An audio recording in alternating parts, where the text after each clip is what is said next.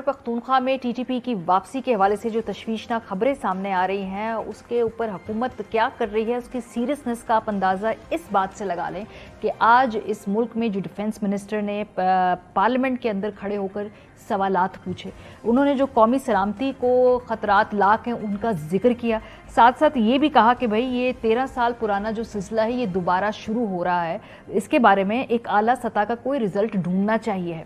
ये इस मुल्क के डिफेंस मिनिस्टर ये बात आज कह रहे हैं। 2 महीने पहले इस मुल्क के इंटीरियर मिनिस्टर राना सनाउल्लाह साहब ने बिल्कुल मुख्तलिफ बात की और उनके जो एग्जैक्ट वर्ड्स हैं आपको बताएं कि ये जो खबरें हैं दहशतगर्दों की, ये इसकी मौजूदगी की, ये अफवाहें हैं, हमने चेक करा लिया है, ऐसी कोई बात नहीं है। तो एक ऐसा मुल्क जहां पे वजीर दिफा और इंटीरियर मिनिस्टर के ऐसे मौके पे इतने मुतज़ाद बयानात हों तो उनकी जो पॉलिसी के हवाले से क्या सवालात हैं वो उठेंगे। लेकिन पहले ये बयानात आप सुन लीजिए कि हमारी जो सियासी क़यादत है एक इशू पे एक ही जमात के 2 मिनिस्टर सेम पेज पे नहीं।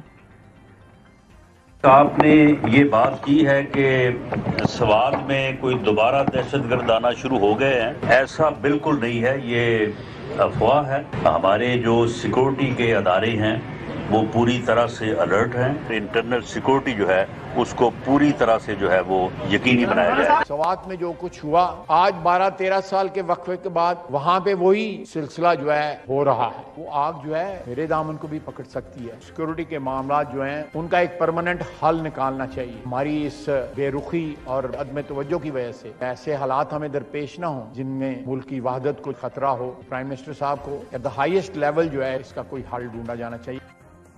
मैं हैरान हूँ, ये एक ही कैबिनेट में नहीं है क्या? आपस में बात नहीं करते क्या? इंटीरियर मिनिस्टर और जो वजीर दिफा इनकी आपस में बातचीत बंद है जबकि एक इशू के ऊपर इतने मुतज़ाद बयान आते हैं। आतिफ खान साहब खैबर पख्तूनख्वा की हुकूमत में वजीर है, आज उन्होंने भी इस बात का जिक्र किया कि उनको एक ख़त भेजा गया भत्ते के लिए जिसके बारे में उन्होंने इतला दे दी है जो रेलेवेंट अथॉरिटीज़ हैं उनको, लेकिन एक आला सतह के पॉलिटिकल कनेक्शंस वाले शख्स ने आज इस बात को एडमिट किया कि उनको ये खत मिला है। जी, लेटर आया है। रैंसम जिस तरह नॉर्मली बाकी लोगों को भी कुछ लोगों को आए हैं तो वो आए हैं और मैंने कंसर्न अथॉरिटीज से उसको शेयर किया है। अब वो उस पर आगे जो भी कार्रवाई कर सकते हैं वो करेंगे इंशाल्लाह। अभी आगे काम करना तो ऑब्वियसली सिक्योरिटी एजेंसीज का काम है।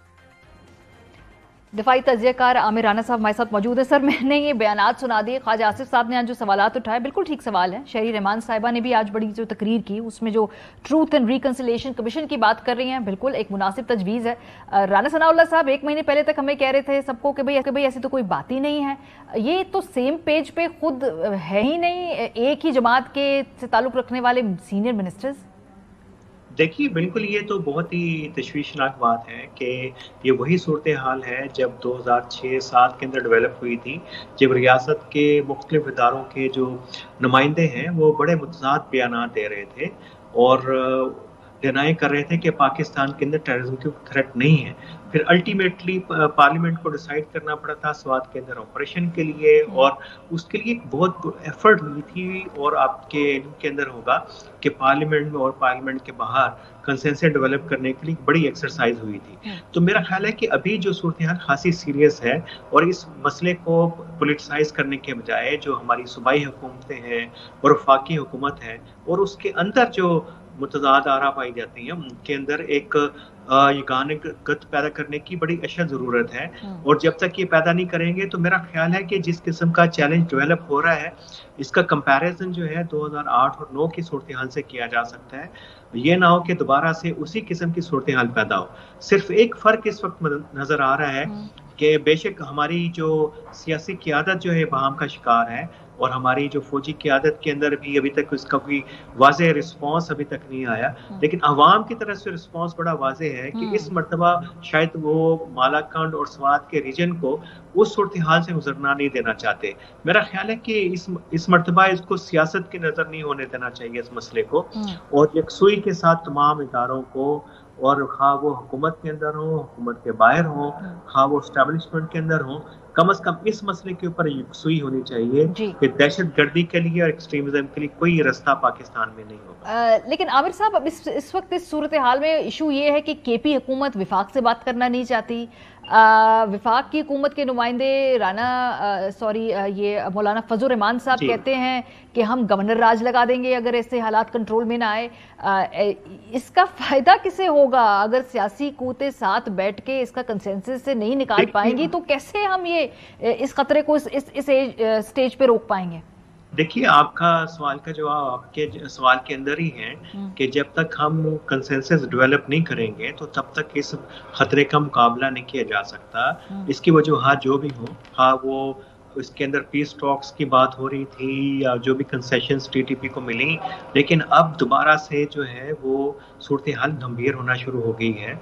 और कम से कम इस मसले के ऊपर चंद एक मसाइल मेरा ख्याल है कि उसको पाकिस्तान की कौमी क़यादत को, हाँ वो सियासी हो गैर सियासी हो, उसको इत्तेफाक कर लेना चाहिए कि इसके ऊपर कोई कंप्रोमाइज नहीं होगा। और उसमें एक मसला जो टेररिज्म का है और इंटरनल सिक्योरिटी का है, उसके अलावा आपके पास एक बड़ा खुला मैदान है सियासी इख्तिलाफ करने का और सियासी जंग लड़ने का। लेकिन उसका विक्टिम चूंकि ये दहशतगर्दी और ये टीटीपी जैसे जो मसाइल हैं, उसके बराह रास्त जो विक्टिम जो है आम आदमी बनता है। और ये देखिए, ये सिलसिला जो है सिर्फ स्वाद तक महदूद नहीं रहेगा और हमारी तारीख अभी रिसेंट तारीख गवाह है और इसके लिए कोई बहुत पीछे जाने की जरूरत नहीं है। ये फिर सिलसिला फैलता जाता है, ये फिर पंजाब में भी आता है, सिंध में भी आता है, बलूचिस्तान तक ये फैलता है। तो इसको रोकने के लिए इसके अंदर किसी किस्म की भी सियासी मसलहतें जो हैं किसी भी पार्टी को, किसी भी इदारे को, मेरा नहीं ख्याल कि इस वक्त वो अपने ख्याल के अंदर लानी चाहिए। और इस खतरे के मुकाबले के लिए जहाँ पे भी जो कुछ भी बनता है, यकसुई के साथ एक कौमी पॉलिसी बनानी चाहिए।